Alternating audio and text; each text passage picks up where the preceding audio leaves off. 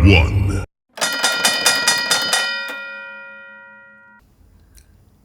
여러분 안녕하십니까. 박용진 TV 탄핵 특집 방송 제24화. 오늘은 4월 1일 만우절입니다. 24화를 찍는 오늘은 4월 1일 만우절인데요. 오늘 거짓말 같은 일이 드디어 나왔습니다. 드디어 나왔습니다. 무슨 내용이죠? 박수부터 좀 있어. 윤석열 탄핵 심판 선고. 네. 4월 4일 오전 11시. 오전 11시, 4월 4일 오전 11시에 한다. 이게 속보로 왔을 때 예. 거짓말? 국민들에게 거짓말 같은 저 속보가 와서요. 잠시 저도 이게 한참을 봤습니다. 아, 드디어 하는구나 이렇게 됐는데요. 첫 소식이 어디서 들으셨어요? 저는 오전에 다른 방송 제가 이제 방송 직전까지도 계속 이 뉴스를 확인하거든요. 예. 근데 한 5분 전까지 안 났었어요. 네. 그러니까 이 방송 녹화 날 기준으로 화요일 계속 막 민주당은 줄탄핵 얘기하고 국민의힘은 막 고발하고 여야가 너무 극과 극으로 대치한다. 네네네. 거기다가 또 혼자는 얘기도 없고 방송 전부터 기분이 되게 제가 이제 해당 방송 원고를 쓰는데 힘이 되게 안 좋았거든요. 분장 5분 받고 내려갔는데 그때 난 거예요. 분위기 확 달라지는구나. 네. 갔더니 거기 다른 패널이 4월 4일 그랬고 그거 그냥 어제 찌라시야 했더니 뉴스가 좀 1분 전에 나온 거예요. 저는 오늘 아침에 SBS 김태현 라디오에 나가서 뭐 들으신 분도 있겠습니다만 뭐 이제 헌재 폐기론까지 존폐론까지 지금 와 있다. 그리고 이제 조한창 재판관 인사청문회 할 때는 막 저 탄핵시켜야 될 것처럼 그렇게 얘기하더니 지금 와서 말 바꾸기 하는 거면 법보기분 사기꾼이지 이러면서 세게 이제 얘기를 해놓고 그 다음 방송 가서 이렇게 얼굴이 예쁘게 분장을 한 거예요. 그 다음 방송이 이제 그 KBC 광주방송이 서울 광역센터에서 그 녹화를 했어요. 녹화를 하느라고 이제 쭉 분장하고 다 얘기했어. 그러면서 물어보더라고요. 이제 어떻게 할 거냐고. 걱정하지 말라고 8대0 한다.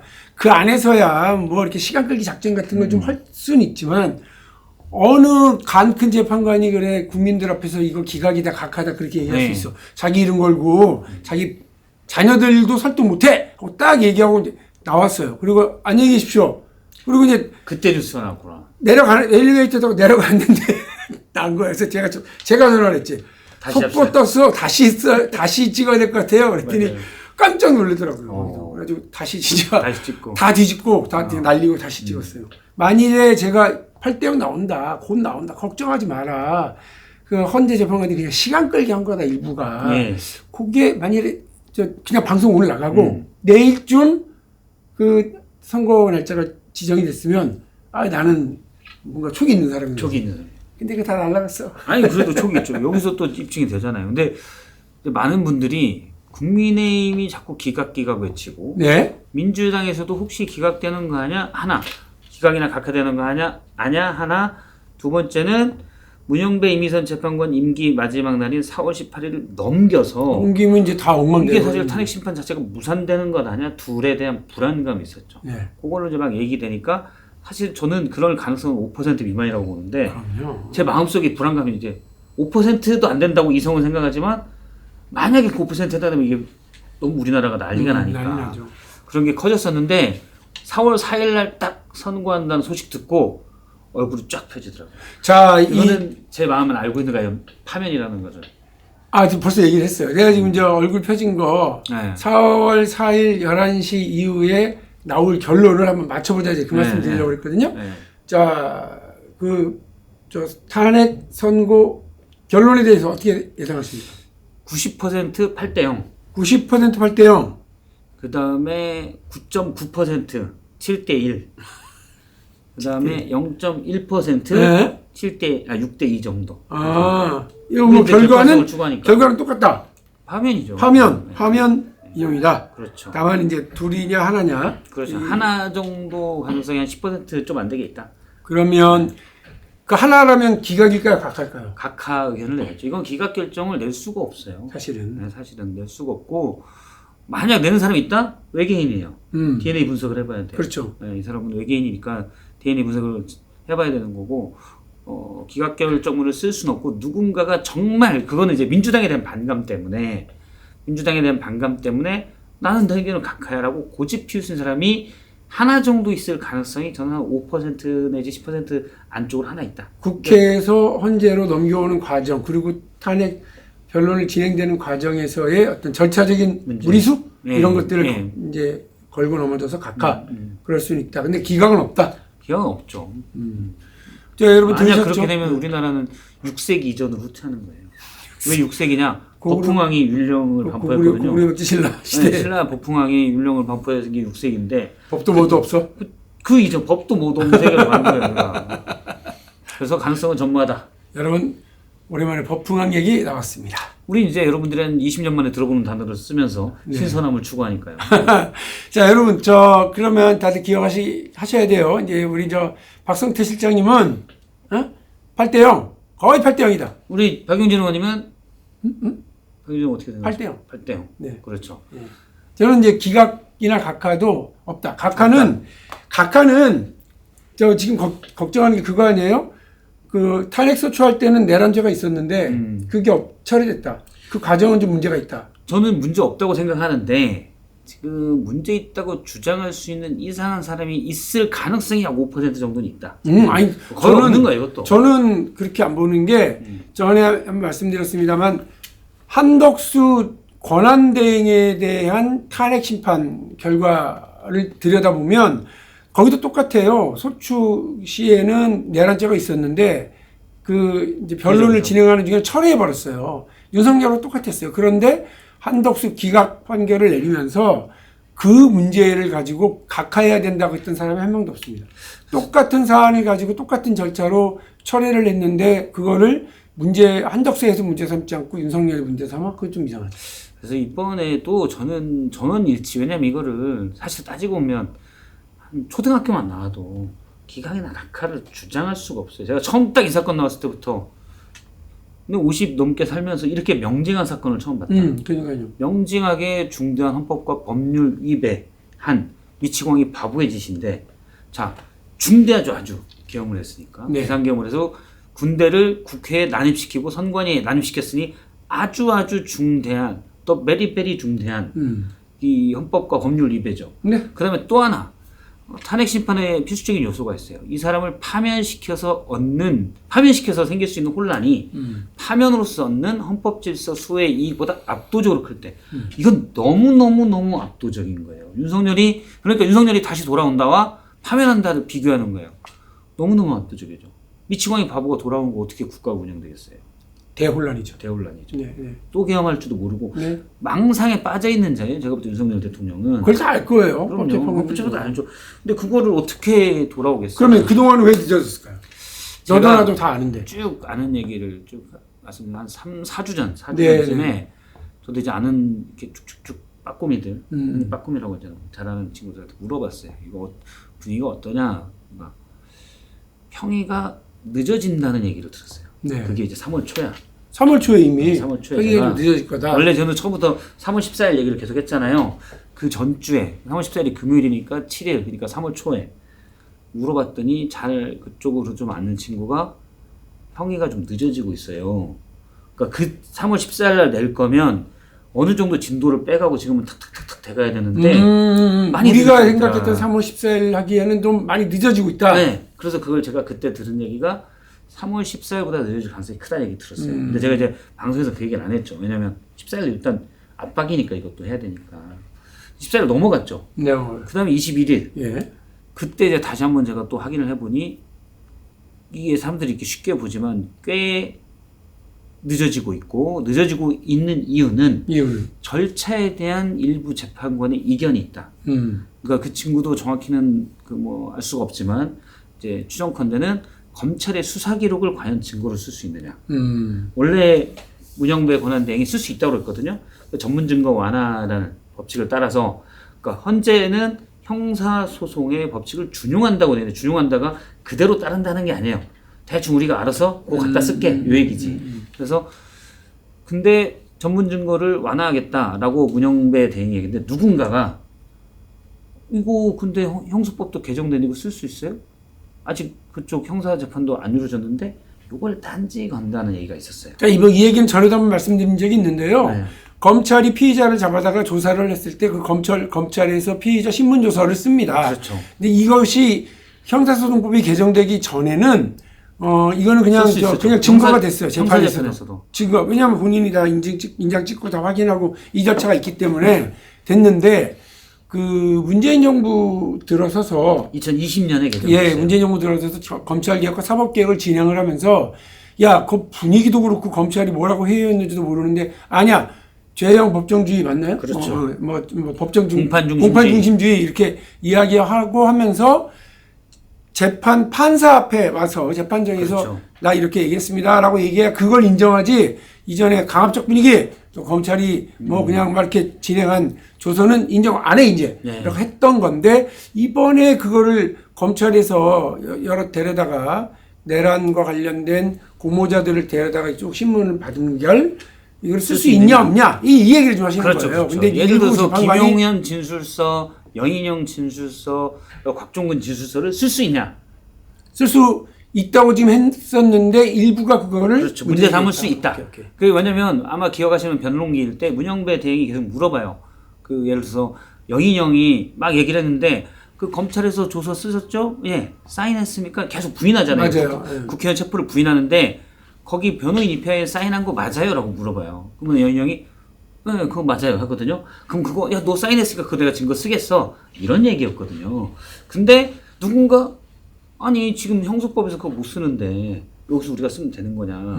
그거를 딴지 걸었을 가능성. 또 하나는 이재명 대표의 그 공직선거법 위반 재판이 있었기 때문에 일부 재판관들이 윤석열 대통령 이건 막 탄핵이야 사실. 근데 이걸 이재명 대표가 그대로 반사이익을 얻는 게 싫어서 절차를 계속 따지고 있다. 시간을 끌려고. 이런 주장이 좀 있었어요. 저도 여기에 좀 한표예요. 네. 왜냐하면 헌법재판소는 그 진영과 국민들의 어떤 의견 분포를 잘 반영하는 그런 구성을 하도록 되어 있잖아요. 네. 그래서 보수가 일부 또 추천하고 진보도 일부 추천하고 뭐 이렇습니다. 헌법기관인 국회, 대통령, 사법부가 또 각각 또 추천하는 형식을 통해서 그 균형을 대충 맞춰요. 그런데 그 중에 일부가 좀 보수적인 생각을 가지고 있으신 분이 야 그래도 이건 뭐 탄핵 인용은 뭐 하면 어쩔 수 없는데 네. 아이고 우리 보수 쪽에서는 이재명 대표 2심 선고 어떻게 되는 건지 되게 궁금해. 네. 그건 좀 봤으면 좋겠는데. 그러니까 2심에서 유죄 나오고 대법원에서 판결이 나올 수 있는 데까지 시간이 그래. 걸리자. 이런 생각은 좀 있었어요. 자기들의 그 심리적인 저 기준을 그렇게 정해놓고 이제 물론 말은 아까 얘기한 형사 재판도 그렇죠. 진행되지 않았는데 그걸 할 수 있냐라고 하는 형식적인 논리를 얘기했겠지만 그런 심리적인 저지선이 있었다. 의도가 있었을 수 있다. 근데 이제 2심 재판이 26일 날 나와버렸잖아요. 그래서 네. 저는 그랬어요. 이 재판은 이제 그 일부 재판관들의 이른바 의도적 시간 끌기 작전을 어떤 심리적 마지노선이 무너졌다. 저도 무너졌으니까 맞아요. 그냥 이렇게 아마 금방 나올 거다. 네. 그냥 아무도 안 믿더라고. 저도 4월 아주 늦을 수도 있는데 그래도 말씀하신 것처럼 이재명 대표가 무죄 나왔기 때문에 네. 시간을 더 끌어야겠다는 동인이 좀 줄어들었을 것이다. 줄어들었을 거예요. 그래서 이제 4월 4일로 선고가 났고 선고 길이 잡혔고 뭐 무조건 중요한 건 이제 탄핵 인용. 그렇죠. 날 것으로 보입니다. 지난주 26일이 수요일이었나요? 네. 예, 그날 이제 했으니까 그 충격으로부터 한 하루 이틀 벗어난 뒤에 지난 주말에 문영배 이제 소장 대행한테 아니 뭐 그래 뭐 저 절차 벌이 내가 그냥 했던 얘기는 그냥 정리할게. 그럼 결론 내립시다. 그 결론이 뭐예요? 아 그렇구나 이러고 이제 정리하고 오늘 발표한 거죠. 오늘 발표를 하기 위해서도 주말에 어쨌든 그렇죠. 이러저러 이렇게 논의들을 좀 했겠죠. 오늘 월요일이니까. 그러니까 원래 금요일 날 선고니까 이 방송 오늘 화요일이군요. 오늘 미안합니다. 화요일이죠. 네. 금요일 선고니까 사실 수요일 날만 지정을 해줘도 되거든요. 근데 수요일이 그러니까 이제 방송 나가는 오늘이죠. 수요일이 또 보궐선거가 있어요.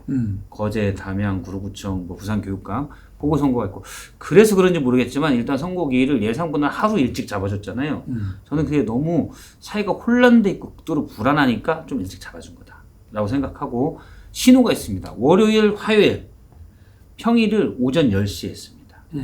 월요일 평일을 길게 안 했어요. 1시간 정도도 길게 안 하고 원래 더 그러면 뭔 말이냐면 저는 그때 신호를 보는 게 거의 다 정리됐고 다 됐어. 마지막에 어떻게 할 거냐 이것만 혹시 이견이나 누구 하나 뭐 간단한 문제가 있으니까 저 혹시 고민 좀 하셨습니까? 하고 이제 그 재판관에 문영배가 물어보는 거지. 그러면은 그 재판관이 조금만 시간을 주세요. 아직 근데 이거 저는 아직 이건 좀 아닌 것 같습니다. 뭐 이렇게 한다든지 알겠습니다. 그러면은 다시 한번 저희가 내일 다시 한번 논의해 봅시다. 근데 어제 정리하고 오늘 발표했겠지. 그런 게 짧게 돼서 월요일 날 평의했고 그 다음에 화요일 날 평의 마지막 한 시간 그래 생각해보셨으면 생각됐습니다. 뭐 길 정하시죠. 이렇게 네. 되지 않았을까. 자, 생각합니다. 여러분 어쨌든 4월 4일 오전 11시 기다리던 이 선고 소식이 이제 오늘 들려왔고요. 이제 여기서 이제 나는 그 민주당이 뭔가 이렇게 저 힘을 쓰다 좀 깜 놀라는 건 좀 뭐 이해가 되고 우리는 이제 요거 내일 또 얘기를 할 거예요. 예. 내일 또 얘기를 할 건데 국민의힘 반응이 되게 이렇게 잔치집 분위기인데 왜 그러지? 잔치 분이 아니에요. 안 그래요? 네, 아니 뭐 저기 멀싸하고 좋아했다는 얘기도 있고. 저는 물론 일부가 이건 보여주기 위한 행동 지지층에. 그러니까 권성동 원내대표가 오늘 기자회견, 그러니까 화요일 기준 기자회견한 걸 전 눈여겨봤어요. 일단 선고기일을 잡아서 다행이다. 예, 그리고 다 승복해라. 우린 승복할 거다. 민주당 승복한다고 선언하라라고 얘기를 해요. 그래서 여기서 승복할 거다라는 건 두 가지 의미가 있습니다. 권성동 원내대표의 첫 번째는 자 기각 나면 당연히 자기들은 땡큐라고 생각하겠죠. 물론 제가 볼 때 권성동은 땡큐가 아니에요. 기각 나봐야 권성동 좋은 게 뭐 있어. 그렇지. 대통령한테 이미 푸살이 먹었는데. 그럼 저기 뭐야 그렇죠. 면회 갔다가 한바탕 욕도 먹고. 가서 풀려난 다음에 차대 갔다가 또 차나 마시고 가. 이렇게 30분. 30분. 근데 승복할 거다라고 일단 말을 해놓고 그 다음에 그거는 뭐냐면 만약에 극우 지지층이 승복 안 하고 우리가 생각한 것처럼 인용이 거의 결정적인데 승복을 안 하고 난리를 치면 대선 준비를 못 해요. 그렇잖아요. 그죠? 김문수 쪽으로 가고 그냥 지는 거야. 대선은 중도층 외연 확장 전혀 없어요. 그래서 미리 밑밥을 듣는 거예요. 우리는 승복할 거다. 그러면 나중에 인용 났어요. 어떻게 하냐면 약속하지 않았습니까? 승복하겠다고. 승복합니다. 아쉽지만 아마 그렇게 얘기할 겁니다. 4월 4일 날. 그리고 곧바로 대선 준비에 들어가서 외연 확장이 그나마 있는 탄핵 찬성파 쪽으로 권성동 등은 힘을 실어줄 거다. 저는 그렇게 봐요. 그래서 그런 얘기를 했고 그 다음에 기자가 질문합니다. 인용이냐 기각이냐 여기 대해서 어떻게 생각하십니까? 저는 딱 권성동 얘기예요. 제 생각이 있지만 여기서 말하는 건 적절하지 않은 것 같습니다. 그 얘기를 합니다. 그 다음에 뭐 예를 들어서 몇 명이 이른바 5대3 되드락이 풀렸다는 건지 뭔지 쭉 물어보니까 답변을 다 거부합니다. 왜냐면 본인이 기각 확실히 생각해보고 얘기하지. 얘기를 안 해요. 그러니까 알고 있어요. 뭔가 지금 속으로는 쫄린다. 쫄린다기보다도 아마 권성동은 인용이 당연한 수순일 거라고 생각하는 겁니다. 표정 관리는 하고 있지만 뭔가 쫄리는 분위기에 국민의힘 그리고 표정 관리를 하고 있지만 안도의 한숨을 내쉬고 있는 민주당의 이야기는 내일 오후 5시에 여러분 박성태 실장님과 함께 여러분과 함께 이야기 더 나눠보도록 하겠습니다. 일단 오늘은 어제 들려온 부금 소식을 전해드리고 또 작지만 소중한 기대로 또 이렇게 시간을 같이 나눠보고 기다려보자 라는 말씀 드리면서 오늘 박용민 TV 탄핵 특집 방송 제24화 첫 번째 이야기는 여기서 줄이도록 하겠습니다. 여러분 고맙습니다.